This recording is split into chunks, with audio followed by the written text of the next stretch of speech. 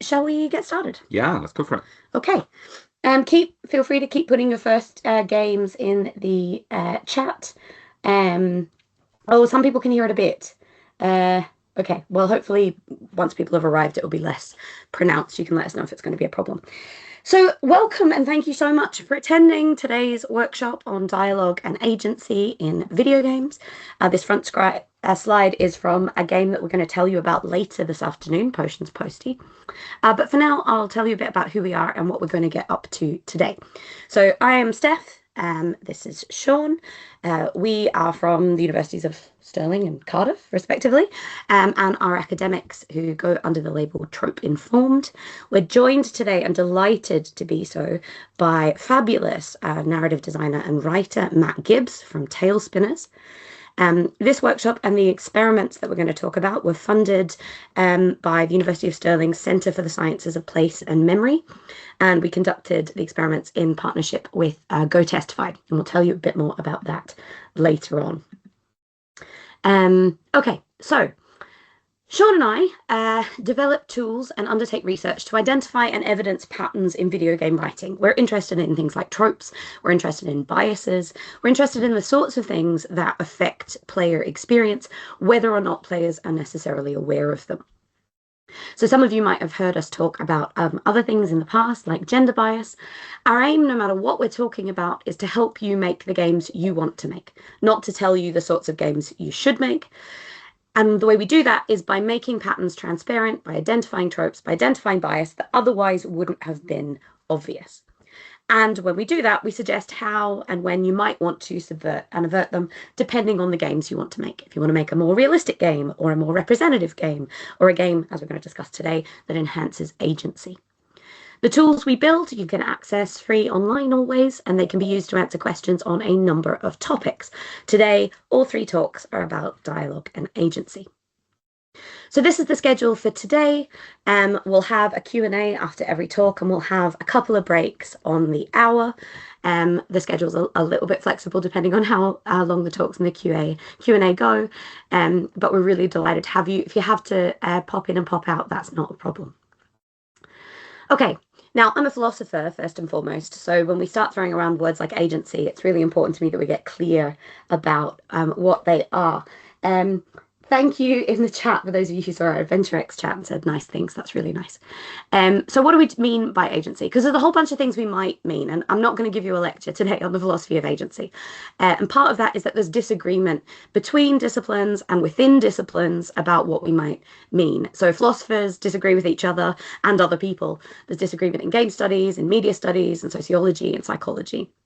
And there are contentious debates around what sort of thing agency is, whether players ever have it, and if so, when they have it, whether it's even important that players have it, or merely important that they feel like they have it. So we're going to sidestep most of these debates today because we're pragmatists and we're interested in presenting you concrete advice, recommendations you can actually do something with. So in short, when Seán and I use agency today, and we're totally aware that Matt might use agency differently, and that's fine, we mean 2 things. We mean that players can make choices, and often that's going to be a choice of what to say, because we're talking about dialogue, and that those choices have consequences, right? Those might be consequences in terms of branching the narrative, those might be consequences in terms of how somebody relates to you, or it might just be consequences in terms of how you feel about your character. So there are different types of choices and there are different types of consequences. But the key question that we're here to answer is, how do we design game dialogue to give players the feeling of having agency? That is, how do we write dialogue that gives players the feeling that they have choices and that those choices will affect something? And each of the talks today is going to address a different piece of that puzzle with the overall aim of enhancing player experience. So the plan for... Oh, can I slow down a touch? Yeah, sorry. I'll slow down. The plan is, for this talk, that I will hand over to Seán first for the linguistic theory that you need to know to make sense of the rest of what's going to follow. Then we'll talk about how thinking about how real conversation helps us make sense of player complaints. So once we understand that theory, we can kind of see patterns in what's going wrong when players make complaints about dialogue. And we can also use that theory to think about how to address them. We'll talk about what kinds of choices you can give players, including what kinds of choice, what kinds of optionality you can utilize to enhance agency, even if you don't have resources for a heavily branching narrative. Is that pace a bit better? Those of you who are, if I'm looking to the side, it's because I have another screen with chat. Oh, will the recording be available to us afterwards? Yeah. Yeah, We're going to edit this and then send it out. Perfect. So you don't have to have all my dealing with beeps at the beginning. Okay, Seán, over to you. So, giving people agency through making options and having those options be meaningful is something we want to do in games. And this is, for example, one of the dialogue option trees from Baldur's Gate 3. But it can lead to a lot of a need to create content. So how can we give people the feeling of agency with minimum content? Well, one question we can ask is, how does this work in real conversation? So, for example, there are two views of conversation in linguistics. One is a sort of old view, this idea that what language lets us do is transfer information from my brain to your brain. So here's Noam Chomsky, who thought this, who's transferring a bit of information for us. And he saw real conversation as very messy. And so what we should really focus on is what information to transfer. But the sort of new view of linguistics is that language does more than that. So, for example, language lets us do stuff. It lets us do social actions. So here are my linguistic heroes, Penny Brown and Steve Levinson. Penny is saying, what weapons do you have? And Penny says, I have a sword. So that's a question followed by an answer. But Penny's answer or Penny's response could be very different depending on what Steve had said before. So, for example, Steve could say, do you need help? And Penny could say, I have a sword, which would be a sort of refusal of a help. Or Steve might have said, I have a knife, in which case I have a sword would be a boast or a threat instead. So as linguists, what we see conversation as doing is navigating this social world. And in fact, real conversation in this sense, in the sort of pragmatic sense, is highly structured, and that our choices are the social consequences of what we say. So let's look at a bit more of this theory of Penny and Steve's. A very influential theory in linguistics called politeness theory. And this idea is that we have two public faces. We have a positive face, which is our desire to be liked, and a negative face, which is our desire to be independent. And being polite in society is all about avoiding threatening someone's face or attempting to save someone's face from these two different aspects.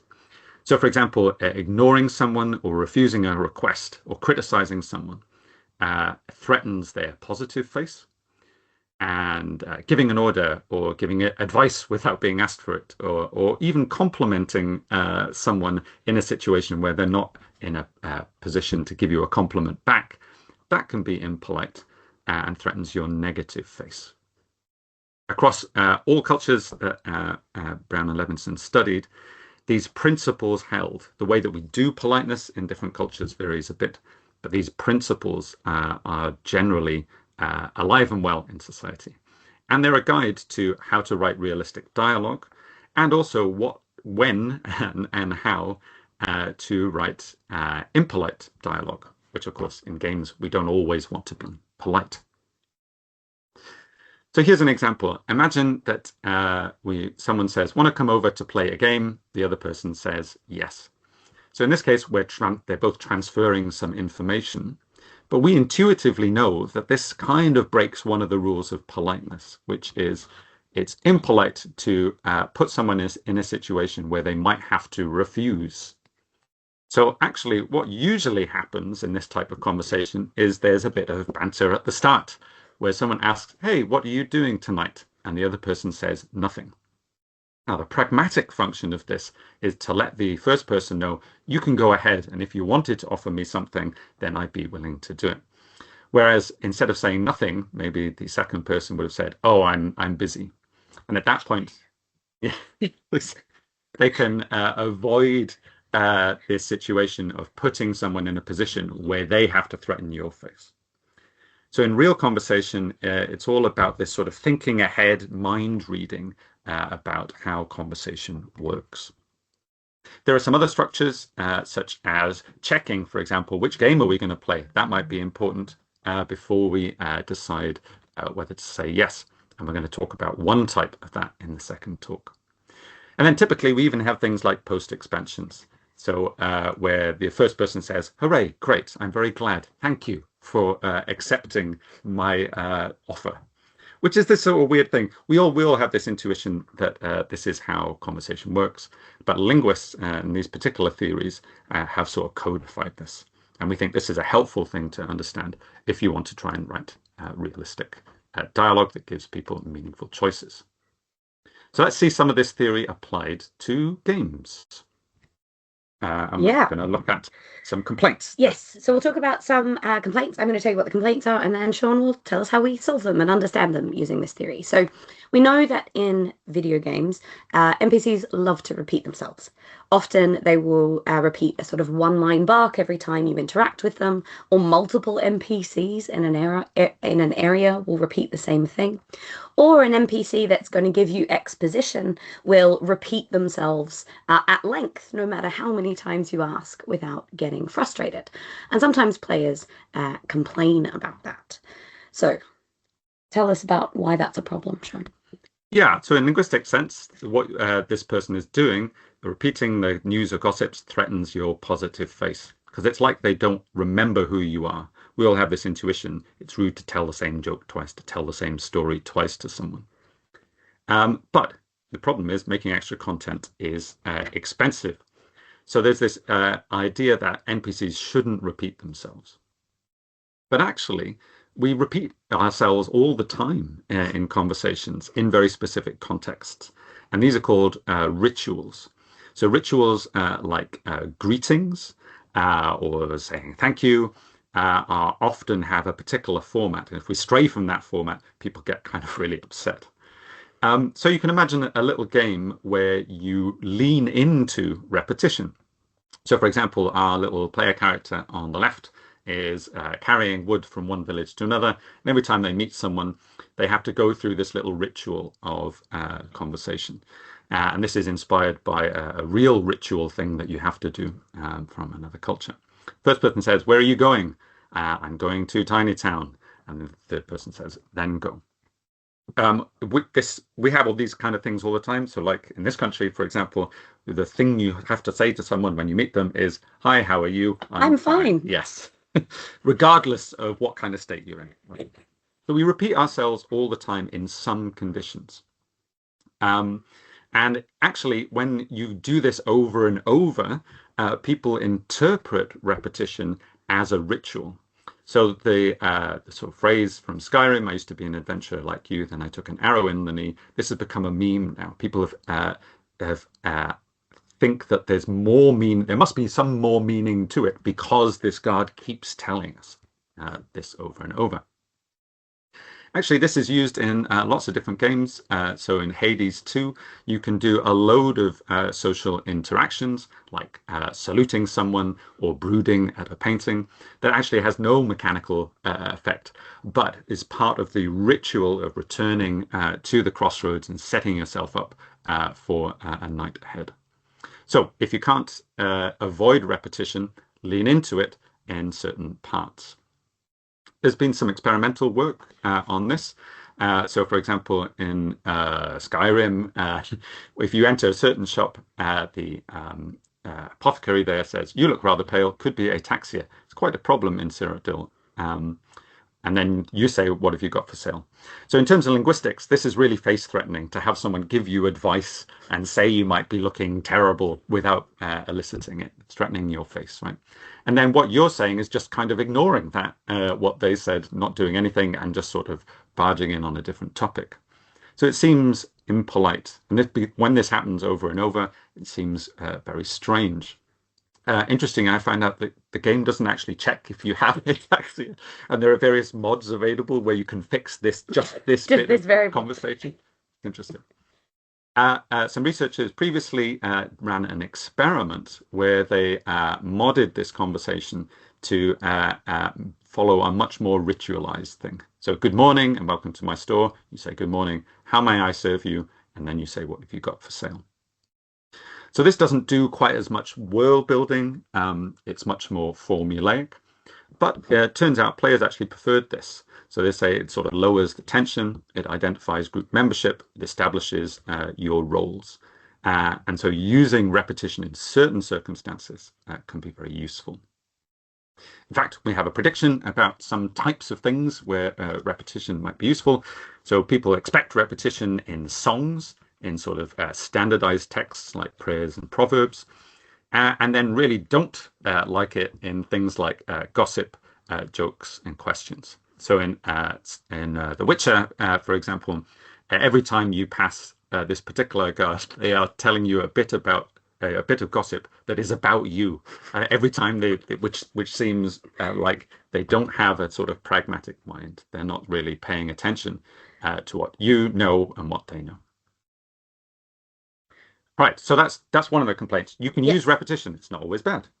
What's the next problem, Steph? Good. So another thing that players sometimes complain about is when among the dialogue options presented to them isn't the one that they feel like their character would say or that they would like to say in the narrative. And sometimes as a result of that, people get in their heads that to write realistic game dialogue would be impossible because you would need to be able to present an infinite array of conversational options, because there are so many various ways that you could word a particular sentence or things that we might say. Over to you. Yeah, so with these two sort of options, we can sort of get an intuitive idea that the second set of options is more meaningful. It gives us a wider range of things that we might actually want to do. And that's because giving us the options at the pragmatic level and not at the syntactic or lexical level. So the solution here is to give players relevant options at the pragmatic level. I think this is what a lot of games do sort of intuitively. Interestingly, there's a whole system about how this works in real conversation. So if I ask a question, you're expected to give an answer or an account for why you don't know. If I tell you an opinion, you either agree or disagree or dissemble or something. I think Matt is going to talk a little bit about some of these sort of formulas. So, for example, in real life conversation, it's actually a lot more predictable than we might think. So, for example, when people ask a question, the vast majority of the next turn in ordinary conversation between people is an answer to that question. And even things like yes, no questions, people tend to say yes or no most of the time. And then there are some bits of conversation where we expect more optionality. So if I give an opinion, there's actually a range of things that might happen. And if I just say a statement, then there's lots of different things that could happen. So this is a kind of, we can use this as a guide about when to use resources. These are called adjacency pairs. So a question followed by an answer is a sort of pair that we expect. And so you can save resources on predictable sequences. You don't need to give players options where they don't expect it. And spend resources on unpredictable ones where they do expect options. If you want to know more about this, we have a big section of a recent paper that talks through how predictable real life conversation is, which we can share with you. Yeah. All right, on to the next problem. Okay, so the next problem is like sometimes you can't give players a choice, right? You might want to give them a dialogue choice or something that looks like a dialogue choice, but they kind of get shoehorned into the same narrative path. So the trope namer for this, but thou must, is a situation where you are offered by a princess a quest, and if you reject the quest, she says, but thou must, and it sort of restarts the dialogue. But we know that, there are resource limitations when designing games. Sometimes that's the kind of situation we have to be in. So how do we figure it out? Yeah. Well, we've all been in this position in a real life conversation where the person really has to do something. How do we cope in real life? Turns out we do a load of things. First of all, we have escalating coercive impoliteness. So we start with maybe a joke and then slowly go up to saying, no, you really have to do this. And that gives an option. Players might decide to do it just of their own volition before you get to the really hard no. You might be able to give players an option at another level, for example, how they respond, whether they're sort of willing and up for it or grudging. and that gives them a sense of agency, even if they don't have a choice ultimately. Or a lot of games use humor to lampshade this kind of thing, or to make fun of it, because we kind of understand that this works. Our hero for this is from Mrs. Doyle from Father Ted, if you're familiar with this sitcom, where they have this sequences where someone is really refusing, but they're in a position where they really have to get this person to do something. And they do this very exemplary. So they have a polite reoffer and then an alternative formulation of this diminutive sort of thing is not really an imposition. And then they really start to press before coercion. And this is quite funny.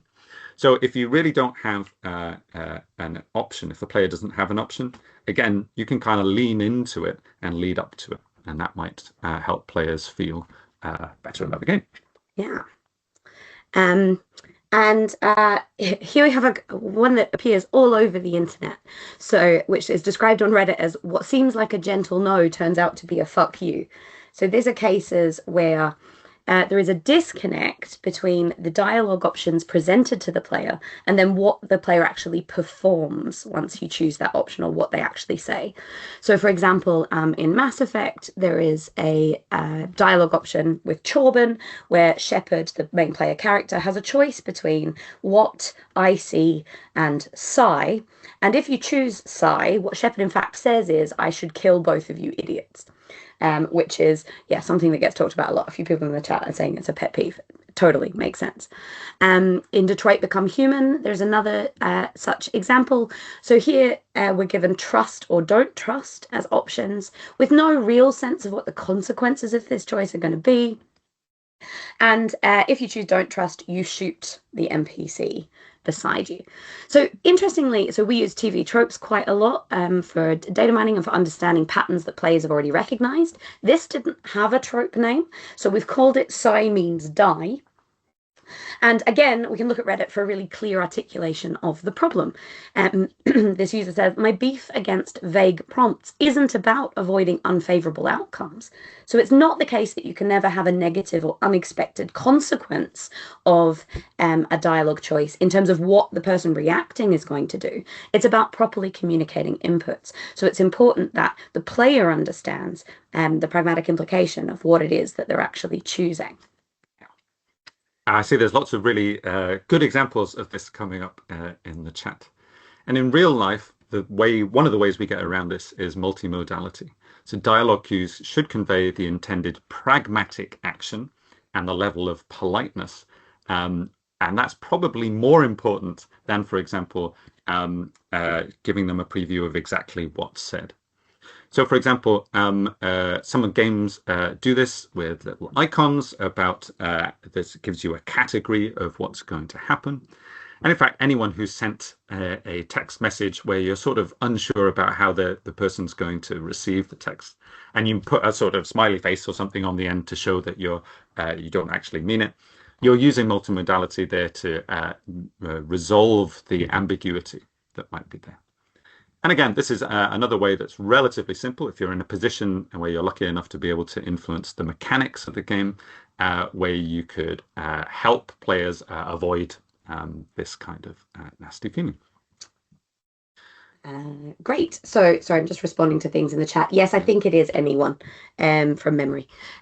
So from the paper that I've just shared in the chat, you'll see we talk about all sorts of problems when it comes to these sorts of disconnects. So where there is a mismatch between something about the choice that is offered and then something about kind of what follows, right? So if you're interested in more of these and the suggestions that we have, all of which we think relate to enhancing agency, because part of, remember, what gives players the feeling of agency as we're understanding it is that they have choices, and those choices are meaningful, that they have consequences that relate to the choice in the right kind of way. So if you're interested in more of this, you are very welcome to give it a read. And we have suggestions for how to gamify or what mechanics you could use in games to address or prevent these kinds of problems. And we're going to give you a big list of all of these links. We'll send you a handout, handout papers, any readings you want, you can ask us for. So what we're suggesting is understanding pragmatics what we do with language is an important way of providing players a sense of agency. And lots of games do this intuitively, right? But maybe we can understand a bit more about how to do this by looking at how linguistics thinks about pragmatics. So, for example, here are all the examples, all the ways that linguists have identified of getting someone to do something by appealing to their positive face. So, for example, if you want someone to go on a quest, here are the options that you can give them to say. Now, understanding these options means that you can give them meaningful options across a variety of categories. If you can't give them all of these options, you might give them an options from the 3 different types. So there's a hierarchy here of types between asserting common ground, asserting that we should cooperate, or giving some sort of direct action. And if you can't give options in the sort of verbal level, you can actually give these as sort of categories in themselves. And there's some really interesting game mechanics in some games that where conversations happen at the level of pragmatics rather than seeing anything that's actually said at all. So people are liking the charts in the chat. Oh, just good. so you know. Yeah, well, here's another one. Here's another chart. Don't say that because we'll show you millions of charts. Here's another one. Here are all the ways you can get someone to do something by appealing to their negative face. And again, I think this is a useful sort of possibility map to guide writing and design of games. Yes. So we've been talking about pragmatics. And one of our studies show that if you look at dialogue in RPGs, about 2/3 of the times when players get options, they're being given options at the pragmatic level. Can I just say something here? Someone's mentioned in the chat too that they like options where you get the same dialogue option in terms of the words suggested, but one of them is marked as a lie. And so this is relevant at the pragmatic action too. So if games that mark up whether you are trying to persuade somebody by telling them the truth, or whether you're trying to deceive them, or you're trying to seduce them, or you're trying to threaten them, right? This is the kind of pragmatic level that we're talking about. So we agree they're good choices. Yeah. And it's also a choice where the game might not have to change depending on those 2 things. It's just in the player's mind where that optionality exists. And that means great saving on creating content, and you're delivering a sort of sense of agency as well. So understanding pragmatics is great. Giving people options at this level is a good thing to do.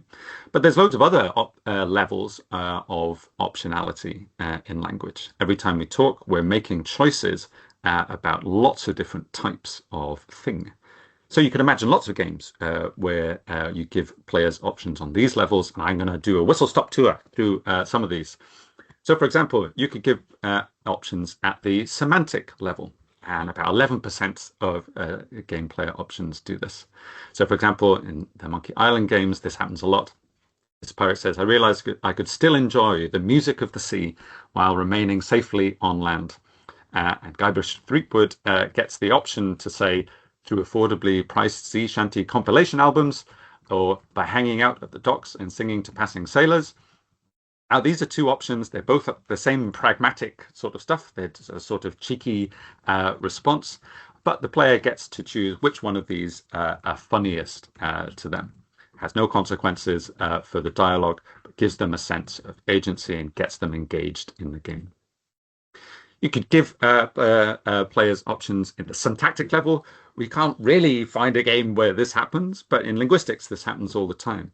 So for example, in court cases, there's a difference between saying Maya gave the gun to Miles and Miles was given the gun by Maya. You can actually see some experiments where people attribute more or less agency to the person who has the gun, given which one of these they say. So this again is another interesting option to explore. But you could look at morphology. So thank goodness you're here, allows you to play the game in a sort of northern dialect or in a standard British English dialect, which is really interesting. And there are a couple of interesting situations, but this really isn't given an option very often. You could give people option at the phonological level by giving them options on exactly how they say stuff. This is very important for identifying, are you really part of this group? And you could even gamify it, like in a game like Beat Talk. Or all the way down at the phonetics level. This game, Speaking Simulator, you play a robot who is trying to articulate the sound. You get given the optionality at the level of your tongue movement in order to try and fool someone you're active.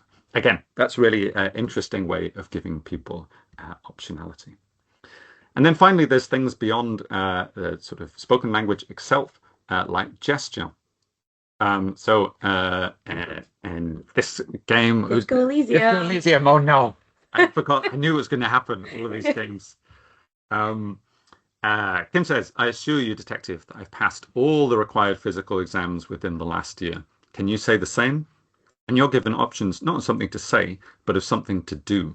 And this is interesting as well. It's just another way of giving players more sort of agency and sort of flexibility in how they role play their And character. this doesn't have to be, worked into the animation or anything as well. It can be at the sort of dialogue level in terms of how it's presented in the game, because you could have a description of flexing a bicep and not actually do the pose. Yeah. All right. Cool. So that was a whistle stop through tour. The main message is, well, let's see. What should we take from this? Well, we think kind of first and foremost, if you are thinking about what dialogue options to give your players, focus on giving them meaningful and appropriate options for what to do with language rather than what to say. And that's going to change, and what's going to be appropriate is going to change by context, depending on the kind of player, the kind of game, the kind of environment. But what the difference in those choices should be often is going to be at the pragmatic level. Provide cues for dialogue options that convey the intended pragmatic action. So make it evident, or at least make it toggleable for players, that they can see what they mean when they utter the given words. That doesn't necessarily mean that you need to give away what the consequence is going to be, because people don't always expect as you behave in no, people don't always behave as you'd expect. Brain like a sieve. Sorry, everybody. This is why I'm not the linguist. But if we provide information about the intended pragmatic action, we think players will complain less. Don't aim to cover all possible choices. As we've seen, real language doesn't, so you don't need to either. Instead, spend resources where predictability of a response is lower. So where you're unsure of what somebody might say, or the kind of interaction you're having is one where you want to give people quite a lot of optionality, you want to devote a greater number of dialogue options to those sorts of situations. Was that the thing you wanted to say? You gave me I'm handling the lobby. Oh, great. And then conserve resources where predictability is higher. So if you're asking a yes/no question, just give yes and no as the responses. You can use, or I've shared in the chat, the paper, you can use understanding of real language to predict when players are going to want more choices. But the other thing you can do is really sort of mess with this, is really mechanize this predictability, is you can decide, so Seán talked about agency pairs, you can set up the flow of conversation so that the NPCs say the bits of the conversation that would be more unpredictable, because you can just decide how they're going to respond, and have them initiate actions with relatively predictable responses. So you can have them asking questions or making requests or giving offers, insofar as you're wanting to conserve resource. When real choice is an illusion, because you can't have narrative branching at this point, let's say, consider using coercive impoliteness or something like semantic optionality, like we saw in the Monkey Island case. So what we find is that players often feel like they're still getting some agency, but the agency is over their character and how they feel about it and how they role play it, even if it doesn't make an impact on the narrative or on the world in a big way. Or use humor. And consider types of optionality beyond the pragmatic. There's a reason why most dialogue choices in games are pragmatic. You don't just start neglecting those. But there is all this possibility space yet to be explored in games how and when characters speak, the sounds that they utter, and that the ramification that has for their characterization and relationships, who takes them to be like them, what groups they're considered a part of, and so on. Okay, so thank you very much. This is the first talk. Later, we're going to ask you to fill out our survey. So if you have to leave early, we'll email it as well. Please do. We'll say this again later, but being able to offer these sorts of events for free takes support from, example, the Centre for Sciences of Place and Memory, but also we need to be able to show to our institutions that they make a difference for you. So if you can do one thing for us, it's to fill out our survey later. Right, questions. I'm just going to point out we're very welcome to raise your hand if a question, and we'll turn your mic on or ask your question in the chat. Yeah. We had a couple of things recently. Some people pointing out that this is already part of their practice. They recognize the things that we're talking about, and that makes complete sense, right? We all intuitively know the rules of conversation, Yep. how to write. Well, you know how to write believable characters. The useful thing, I hope, here is, like some people are pointing out, putting some labels on stuff and thinking about a sort of system for how this might work. Seán, Matthew in the chat has said, could we speak more about the last slide about spending resources where predictability is less? Yeah. Do you want me to go back to the slide about agency pairs? Oh, yeah, sure. Yeah, let's do that. And then I can see someone's got a hand up, so we can do that after this. Yeah, so the idea is that if your NPC asks your player character a question, the player isn't really expecting to do a million different things. They're expecting either to give the real answer, a false answer, or dissemble or somehow. They're not expecting to do absolutely, literally an infinite number of choices. Whereas if you have an NPC who has made a statement that's something like, "Oh, the town is busy today," or something even more sort of inane, then there's a load of different things that you might want to respond to with that. So our suggestion is you can sort of manipulate this. Either you can just avoid having your NPCs do particular pragmatic actions where players would want lots of options, or spend your resources on those options and those bits of the branching path, and then prune the path, or don't spend your resources developing bits of the path where players don't really even notice that they're not being given options to do everything. That's our main message?